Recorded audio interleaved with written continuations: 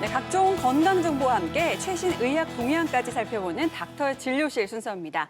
자, 오늘도 권순용 교수님 모셨는데요. 안녕하세요. 네, 안녕하십니까. 예, 어서 오십시오.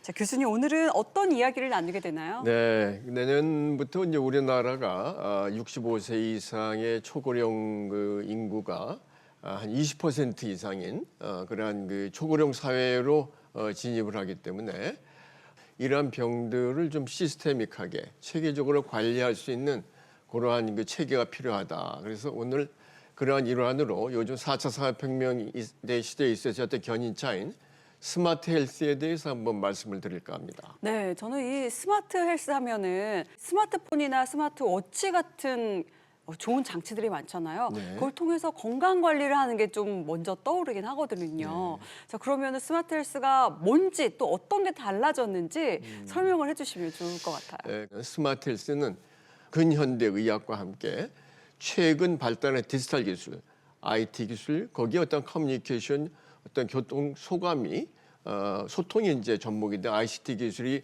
어떤 융합된 상태다라고 말씀드릴 수 있고, 우리가 약을 쓸 때 이런 스마트 헬스 시대에 있어서는 그 환자 각 개인의 정보라든가 아니 유전자 데이터라든가 모든 것을 어떠한 이용을 해서 딱 맞춘 안성 맞춤이 어떤 약을 처방한다. 그런 정밀의학이 구현되는 것이 바로 스마트 헬스의 예가 아닐까 싶습니다. 예. 자, 기존 의료 기술이 이제 치료에 궁극적인 목적을 줬다면 이제는 뭐 개인별로 질병을 네. 미리 예방할 수 있는 시대가 열렸다 이렇게 말을 해도 과언이 아닐 텐데, 자, 이런 헬스케어 시스템을 직접 병원에 도입을 하신 분이 바로 교수님이라고 들었습니다. 구체적으로 어떤 시스템들이 있는지 궁금하거든요. 사실 환자분 여러분들께서 뭐가 달라졌느냐?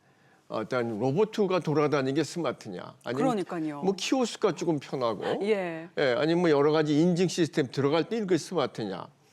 스마트 메디얼 보더라 그래서 아침에 일어나면 본인이 어떤 환자라고 볼 수 있는 어떤 스케줄을 한다거나, 아니면 방금 말씀드린 로봇을 도입을 해서 저는 회진에까지 환자분들 앞에 가서 직접 어제 수술한 인공관절 수술 사진을 보여드리는 데까지 이제 활용을 한 적이 있었습니다만은, 그 와중에 제가 역점을 둔 것은 이런 시스템적인 어프로치, 어떤 접근법으로 전자 의무 기록을 음성화하는 것에 한번 제가 역점을 둔 바 있습니다. 예. 음성화한다라는 거면 이제 의료진들 분께서 직접 작성하는 의료 차트를 음성화한다 이런 네, 말씀이실까요? 맞습니다. 미국 내에 사용하는 이러한 의사들이 한 55만 명 이상일 정도로 거의 대부분의 의사들이 사용한다고 할 수 있는데, 이러한 우리나라와 마찬가지로 외국에서도 역시 이런 차팅하고 우리가 쓰고 그러는데 스트레스를 많이 받아서 이것은 참 간호사들 일부는 미국에서는 시간을 잡아먹는 괴물이다라고 할 정도로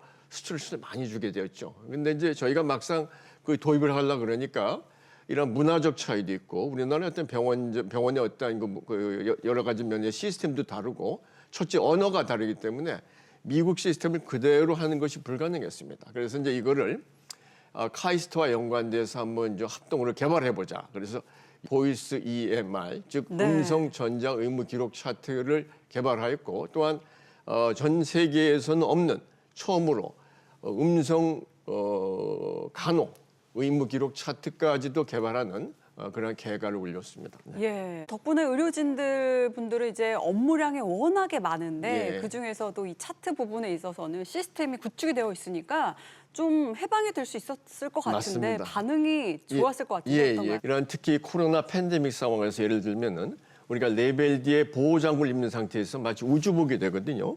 이거 글을 쓸 수가 없고 그다음에 타이핑을 할 수가 없습니다. 이 타이핑 자체도 역시 어떤 전염이 될 수 있기 때문에 이런 경우에 있어서는 아주 크게 도움이 됐고요. 그다음에 이러한 전자 의무 기록이라든가 간호 기록을 하게 되는 경우에 있어서 우리가 라운딩, 회전을 돌면서 바로 환자분들에 대한 정보라든가 저희가 처치하는 내역이 바로 입력이 돼서 바로 어떠한 서버에 저장이 되기 때문에 이러한 데이터 관리 측면에 있어서 아주 좋은 데이터들이 빅데이터의 양질의 데이터를 우리가 이렇게 모으고 그러한 데이터를 이러한 아키텍처 여러 가지 시스템을 이렇게 넣는데 크게 많이 도움이 됐다. 그렇게 말씀드릴 수 있습니다. 자, 그러고 보니까 앞서 이 스마트 헬스가 빅데이터를 기반으로 네. 이루어진다라고 말씀해 주셨는데요. 네, 네. 개인정보 유출에 대한 걱정을 안 할 수는 없을 것 같아요. 뭐 특히 뭐 의료 정보가 유출된다고 하면 파장이 또 굉장히 클 것 네, 같거든요. 맞습니다. 이에 대한 뭐 대안도 혹시 마련 잘 돼 있을까요? 예, 그 이제 현재 빅데이터에 연관된 것은 말씀대로 아주 예민한 정보이기 때문에 우리가 클라우드라고 하지 않습니까? 그런데 막 넣을 수가 없습니다. 그래서 예. 각 병원마다 그런 서버에 두고 이제 관리를 하게 되는데 이거 역시도 전문적인 어떤 이런 인증 절차를 가진 시스템 혹은 기관이 그거를 관리해서 이런 환자분들이 그 데이터가 필요한 경우에는 주고 그다음에 관리하고 추적할 수 있는 그러한 체계가 지금 우리나라에 잘 진행되고 있습니다. 예. 뭐 이런 스마트 헬스케어 말로 듣고 생각을 해보면 참 이상적인 방향으로 의학이 더 발전하고 있다 네. 이런 생각이 드는데 정밀 의료가 또 가능해진다고 해요. 병을 예방하고 그다음에 예측하면서 그다음에 어떤 이 본인 어떤 개인이 직접 라이프 로그 데이터라든가 아니면 그 정보를 모두 제공하는 직접 참여하게 되고 그다음에 이런 개인화를 해서 보다 더 선택 집중해서 그러한 그 깊이 어떤 진료를 가능하게 하면서 정밀 의학을 구현한다. 그것이 바로 5P 메디신이라고 이제 하는데요. 이런 디지털 트윈 시스템을 쓰는 경우에 있어서는 이런 만병통치약을 그냥 쓰는 거라기보다는 미리 체크업을 해서 약이 독이 되지 않도록 하고 효과적인 약을 어떤 집어넣는 안성맞춤 의학을 구현하고 거기에 대한 것을 전반적인 진료의 측면의 흐름을 아주 환자가 안전하면서도 거기에만 적절한 치료를 받을 수 있게 길라잡이를 하는 것이 바로 이러한 그 디지털 트윈의 플랫폼 시스템이 아닌가라고 생각이 됩니다. 예. 자, 이 스마트 헬스가 초고령 사회 시대의 대안이 되기 위해서는 앞으로의 방향성 더더욱 중요하지 않을까 싶은데 이 끝으로 한국형 스마트 헬스케어가 나아가야 할 방향과 또 전망에 대해서 어떻게 보십니까? 네, 아무리 스마트 헬스가 잘 발달되고 그렇다 하더라도 지금 모든 의료는 이 사람이 하는 겁니다. 그래서 그렇죠. 건강한 의사가 건강한 환자를 만들고 행복한 의료진이 환자를 행복하게 하는 겁니다. 그래서 주신 말씀대로 이러한 이 스마트 의료 시대에 있어서는 의료진이나 환자분들이 많이 스트레스가 없는 그러한 어떤 이 치료의 환경을 조성하면서 저는 이런 스마트 의료 시스템에 있어서의 이런 개인 정보를 다루는 유전체 전문가라든가 아니면은 이와 연관된 AI 전문가라든가 모든 사람들이 하나의 서클을 이용해서 그 열심히 최적의 치료를 구현하는 이런 팀워크가 중요한 시대가 올 것이다라고 말씀드리고 싶습니다.